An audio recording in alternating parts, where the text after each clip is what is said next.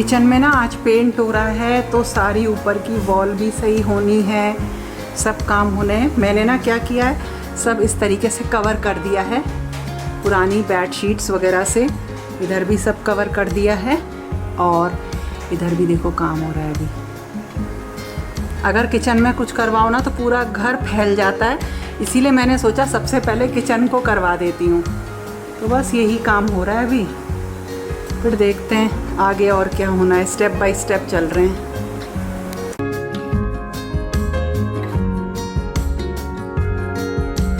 जैसे जैसे फेस्टिवल नज़दीक आ रहे हैं, मैं अपने घर में ना फटाफट काम करवाती जा रही हूँ और इसमें शुरुआत मैंने किचन से ही करी है। एक्चुअली जो किचन की छत होती है ना, उसकी बहुत ज़्यादा क्लीनिंग हम नहीं कर पाते हैं। वैसे तो मैं चिमनी चलाती हूँ, लेकिन वहाँ पे ऑयल डस्ट वगैरह जम ही जाती है। कभी कभी अच्छी तरीके से पोंछ देती हूँ, लेकिन अब मैंने डिसाइड किया, मतलब अक्सर ऐसा करती हूँ कि मैं छत को, किचन की छत को अच्छी तरीके से साफ़ करवा के उस पर पेंट करवा देती हूँ।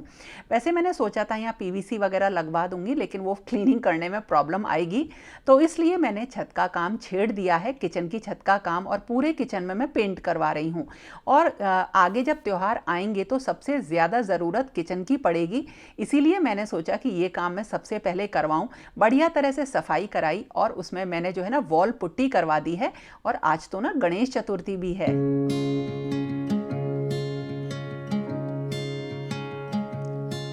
और मैंने ना अपने गणेश जी को नए वस्त्र और पोशाकें भी धारण कराई हैं। और किचन में तो मैं बहुत कुछ नहीं बना पाई, लेकिन जो मोतीचूर के लड्डू होते हैं उनका भोग लगाया। अच्छा सा दिन जा रहा था। एक तो खुशी इस बात की होती है कि हम अपना काम भी करा रहे हैं और साथ के साथ ना त्यौहार भी सेलिब्रेट कर रहे हैं। और जो मेरा एक एरिया है जहाँ पे जो ड्रेसिंग एरिया है ना, वैनिटी एरिया है, वो बहुत छोटा सा है। उसको भी मैं आज नए तरीके से डेकोरेट करूँगी, वीडियो के एंड में बताऊँगी। तो वहाँ पर भी पेंट चल रहा है। और बीच बीच में जब भी मुझे किचन खाली मिली ना, तो मैंने जो है ना अपने लिए चाय तो ज़रूर बनाई। और इस ऐसे करके ना शाम हो गई और पूरी किचन का काम कंप्लीट हो गया। और अब बारी आई सफाई करने की। ये एक बहुत बड़ा प्रोसेस होता है। करीब इसे 5:30 बजे से मैंने शुरू किया, जो कि 10-11 बजे रात तक चला। और बीच में मैंने डिनर भी बनाया, हालांकि खिचड़ी ही बनाई। लेकिन ये सब काम करना ना अपने आप में बहुत थकाने वाला होता है। लेकिन ये बड़े काम जो होते हैं ना, इन्हें पहले ही कर लो तो बहुत ज़्यादा उलझन या हड़बड़ी त्योहारों की नहीं रहती है। किचन में मैंने कुछ डेकोरेशन का सामान तो नहीं लिया है, लेकिन एक वॉल के लिए कुछ अच्छी सी चीज़ मैंने लगाई है, वो भी आप लोग देखना। और ये सारा सामान जो किचन का था ना, ये मैंने कुछ रूम में, ड्राइंग रूम में और यहाँ पे रख दिया था डाइनिंग टेबल पे। और अब बारी आई इस सारे सामान को लगाने की, और ये सबसे थकाने वाला प्रोसेस होता है। काम तो ना ख़त्म करना ही है। पसीने बहुत आ रहे हैं, गर्मी बहुत हो रही है। जल्दी से सामान सेट करूँगी पहले।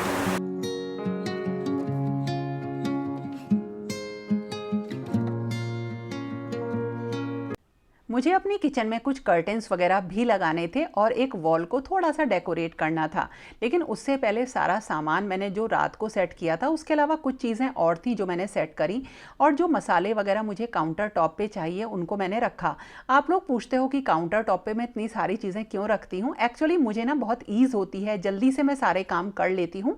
तो ये सामने सामान सब रहता है ना, तो फटाफट काम हो जाता है। जैसे मसाला दानी भी मेरी बाहर रहती हैं, और टी कॉफ़ी कंटेनर्स जो होते हैं ना, वो भी मैं बाहर रखती हूँ। और या ये समझ लीजिए कि अब आदत हो गई है इसी तरीके से रहना। तो जैसी हमारी आदतें होती हैं, हमें उसी के अकॉर्डिंग ही चलना चाहिए। और हाँ, देखिए जो मैंने पेंट करवाया था ना किचन में, वो बहुत अच्छा नहीं हो पाया। अब देखिए अच्छा तो हुआ है, लेकिन जो मेरी एक्सपेक्टेशंस होती हैं उसके अकॉर्डिंग नहीं हो पाया। और उसका रीज़न आप ये समझ लीजिए कि जिन्होंने ये पेंट किया वो बहुत ज़्यादा स्किल्ड वो लड़का नहीं था। और जिनके थ्रू मैंने बुलवाया था, उन्होंने बोला था कि नहीं, ये अच्छे तरीके से काम कर लेगा। तो बहुत ज़्यादा बहस करने की मेरी आदत नहीं है। मुझे ऐसा लगता है ठीक है, नहीं हुआ, आगे दोबारा करवा लूँगी। तो कुछ चीज़ें उससे छूट गई हैं जो कि आगे फिर मुझे करवानी पड़ेंगी। लेकिन हाँ, उनका कोई और सलूशन होगा तो वो देख लूँगी। तो इस तरह से मेरी किचन का काफ़ी सारा जो सेटिंग वाला काम था वो हो गया। आरओ भी नया लग गया है। और अब जो वॉल को डेकोरेट करना था ना, उसके लिए मैंने सोचा था कि मेरे पास कुछ प्लेट्स होंगी और मैं उन प्लेट्स पे थोड़ा सा पेंट करूँगी अपने अकॉर्डिंग, कुछ मधुबनी पेंट करूँगी और उस DIY को बना के मैं यहाँ पर लगाऊंगी। लेकिन हुआ क्या, मैंने सारा जब डिक्लटर किया तो सारा सामान ना दे दिया। और मेरे पास कुछ इस तरीके की प्लेट्स नहीं थी जो कि हल्की हों और मैं उनको उस वॉल के लिए यूज़ कर सकूं। तो देखिए, ये कुछ मधुबनी आर्ट की मेटल की प्लेट्स हैं, मैं इनको यूज़ करूँगी। थोड़ी सी ये हल्की हैं प्लेट्स और इनके ऊपर जो पेंटिंग हो रही है वो बहुत अच्छी है। और मैंने तो ना डिज़ाइन भी निकाल के रख रखे थे, गूगल कर रखे थे कुछ कि मैं इन्हीं को ही प्लेट्स पे जो हूँ पेंट करके और पीछे एक हुक को लगा के मैं इसको हैंग करूँगी। लेकिन कोई नहीं, ये मैंने 6 प्लेटें हैं या 5 प्लेट्स हैं, ये मैंने मंगाई थी, इन्हीं को मैं हैंग करूँगी। और इसके साथ कुछ और मेरे पास पुरानी हैं उनको भी मैं लगा दूँगी। और इनको लगाने के लिए मैं कुछ इस तरह के जो सेल्फ एडेसिव हुक्स आते हैं ना, इनका यूज़ करूँगी। देखो, ड्रिल करने का मतलब होता है कि वहाँ परमानेंट एक जगह पे ना एक होल बन जाता है, और उससे अच्छा है कि जब आपको हटाने का मन हो तो इनको हटा दीजिए। और इसके लिए जो वॉल थी वो मेरी जो किचन की खिड़की है उसके ऊपर वाली वॉल थी, क्योंकि जैसे ही किचन में एंटर करते हैं वो सामने दिखाई देती है। और अभी देखिए कई जगह जो पेंट था वो अच्छे से नहीं हुआ था, तो मैंने मॉर्निंग में थोड़ा सा पेंट किया, सही किया, और देखिए सारी जो है मैंने प्लेट्स हैंग कर दी हैं।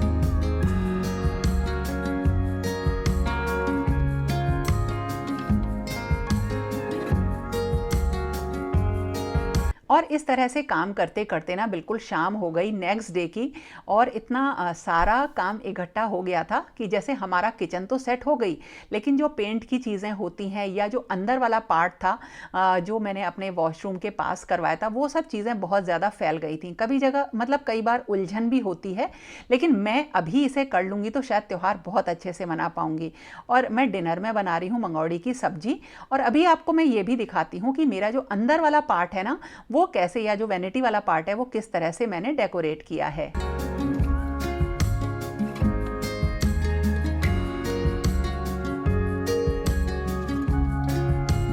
देखो ये ना एरिया मैंने कैसा कर लिया है, इसमें मैंने एक कलर जो कराया है, मुझे डार्क शेड ही चाहिए था तो मैंने डार्क ऐश इसका कोड है वो कराया है। और ये एरिया थोड़ा सा डल फील वाला चाहिए था, बहुत ज्यादा प्यारा लग रहा है। ये सारे देखो मैंने फ्रेम्स लगाए ना यहाँ पे, ये मेरे पुराने फ्रेम्स हैं, आप लोगों ने मेरे वीडियो में बहुत जो स्टार्टिंग के वीडियो थे ना उनमें देखे होंगे। ये मुझे बहुत ही ज्यादा पसंद है, रैंडम कलर के, बहुत अच्छे से लगते हैं, मतलब बिल्कुल एक नई लाइफ सी आ जाती है कहीं पे भी इन्हें लगा दो तो। और ये पुराना मिरर है मेरे पास, ये लगाया, और ये एरिया ना बहुत सुंदर लगने लगा। ये प्लांट है, अभी मुझे इसे थोड़ा सा साफ करके मैं इसे लगाऊंगी। यहाँ पे ना अभी रखा हुआ है, इसे क्लीन करना है तो इसको मैंने अभी यहीं रख दिया। हुआ क्या, क्लीन तो कर लिया था, लेकिन इन सबको जब मैंने यहाँ पे ये लगाया ना तो ये थोड़ा सा गंदा हो गया है। बाकी ओवरऑल ना देखो कितना अच्छा लग रहा है, सब कुछ बहुत सुंदर लग रहा है। और एक ना ये लैंप है, ये मेरे पास देखो उत्कर्ष ने मुझे भेजा था, ये मैंने यहाँ लगाया है। इसका ना इफेक्ट बहुत अच्छा आता है, देखो ऑन करती हूँ मैं पर ऐसे इसका इफेक्ट आता है और ये घूमता रहता है। लाइट बंद करती हूँ, देखिए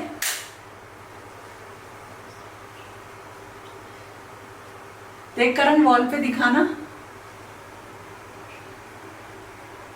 ये ऐसे इस तरह से इसमें इफेक्ट आता है, देखो कितना अच्छा इफेक्ट आता है इसका। तो ये एरिया ना बहुत सुंदर लगता है, बहुत प्यारा लगता है। थोड़े थोड़े से जो चेंजेस होते हैं ना, छोटे छोटे से हल्के फुल्के करा लो, उनसे अच्छा लगने लगता है, नया सा लगने लगता है। देखो घर को तो चेंज कर नहीं सकते, पेंट वेंट करा के या थोड़े बहुत देखो इस तरीके से जो वॉल डेकोर वगैरह होते हैं ना, उस पार्ट को थोड़ा सा चेंज कर दो तो सब चीजें नई लगने लगती हैं। ये मेरा बड़ा वाला मिरर रखा हुआ है यहाँ पे, तो यही मेरा जो है बाथरूम है, पूरा अच्छा सा हो गया देखो सुंदर सा। बस यही है, हम इसी तरीके से ना चीजों को सही कर लेते हैं।